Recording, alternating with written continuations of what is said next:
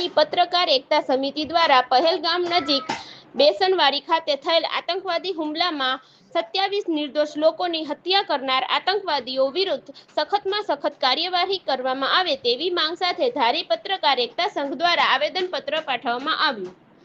ધારી પત્રકાર એકતા સંઘ દ્વારા તારીખ 30 એપ્રિલ 2025ના રોજ સવારે 10 વાગ્યે તમામ પત્રકારો ભેગા મળીને નર્મદેશ્વર મંદિર ખાતે પ્રથમ શોક સભા રાખી હતી. ત્યારબાદ મૃત્યુ પામનાર લોકોને શ્રદ્ધાંજલિ પણ આપવામાં આવી હતી.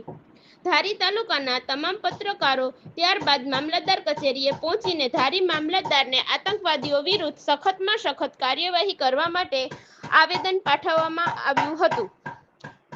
આવેદનપત્રમાં ઉપસ્થિત ધારી તાલુકા પત્રકાર સંઘ પ્રમુખ સંજયભાઈ વાળા, પત્રકાર સંઘના ઉપપ્રમુખ મેહુલભાઈ ત્રિવેદી, ટીનુભાઈ લલિયા, જયુભાઈ જેઠવા, ઉદયભાઈ ચોલેરા, હુસેનભાઈ સંઘાર પત્રકાર મિત્રોએ ખાસ હાજરી આપેલ હતી. રિપોર્ટર હુસેનભાઈ સંઘાર, ધારી. જી, ધારી પત્રકાર એકતા કમિટી દ્વારા આજે મામલતદાર કચેરી ખાતે એક આવેદન પાઠવવામાં આવ્યું છે.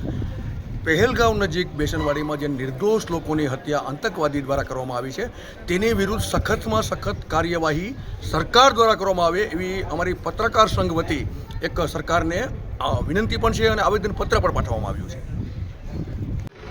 હું સંજય વાળા, ધારી તાલુકા પત્રકાર સંઘ પ્રેસિડેન્ટ. આજરોજ ધારી તાલુકા પત્રકાર સંઘ દ્વારા ધારી મામલતદારશ્રીને આવેદનપત્ર આપવામાં આવ્યું છે. જે પહેલગામમાં જે આતંકવાદી દ્વારા હુમલો કરવામાં આવ્યો છે તે હુમલો જે કરવામાં આવ્યો તે લોકોને અમે શ્રદ્ધાંજલિ પણ આપેલી છે અને હુમલાખોરોને સરકાર દ્વારા કડકમાં કડક સજા કરવામાં આવે તેવી અમારી ધારી તાલુકા પત્રકાર સંઘ દ્વારા અમે એક માંગણી કરી